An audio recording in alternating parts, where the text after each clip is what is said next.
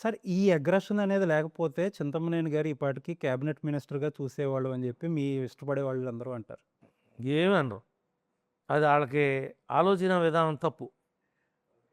ఈ అగ్రెసివ్‌నెస్ వల్ల నాకు క్యాబినెట్‌లో రాకుండా అవకాశం పోలేదు. ఇంకొకటి పోలేదు, ఇంకోటి పోలేదు. నా జన్మ నక్షత్రం దానికి సరిపోదని భావిస్తున్నా తప్ప, నా అగ్రెసివ్‌నెస్ వల్ల నా క్యాబినెట్‌కి అడ్డం ఎవడో పడుకోలా. నిలువెవడో పడుకోలా. నా కులం తక్కువ కులం నాది. నా కులంలో ఎంతమందికి అవకాశం ఇస్తాడు? చంద్రబాబు గారిది నా కులమే. లోకేష్ బాబు గారిది నా అదేంటండి కులమే. ఇప్పుడు మీ కులం ఎంతమందున్నారో రెడ్లు కూడా అంతే ఉండుంటారు. బట్ జగన్మోహన్ రెడ్డి గారు అధికారంలోకొస్తే ఎక్కడన్నా రెడ్లే కనిపిస్తారని మీరే మాట్లాడతారు కదా! ఏం మాట్లాడినా మా నాయకుడు ఆచితూచి నడిచే మనిషి.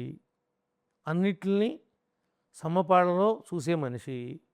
మనం అనుకున్నట్లుగా ఆయన ఇవ్వలేకపోయాడు అనేది మనం విమర్శించడానికి కూడా సరిపోనటువంటి విషయం. ఆ విషయాలన్నీ నాకు తెలుసు. నాకు అర్థమవుతున్నాయి. నన్ను కాంట్రోవర్సీలోకి లాగొద్దు. నాకు మంత్రి వద్దు. నీకో నమస్కారం. నాకు ఇవ్వలేదని అనుకునే వాళ్ళందరికీ 2 నమస్కారాలు.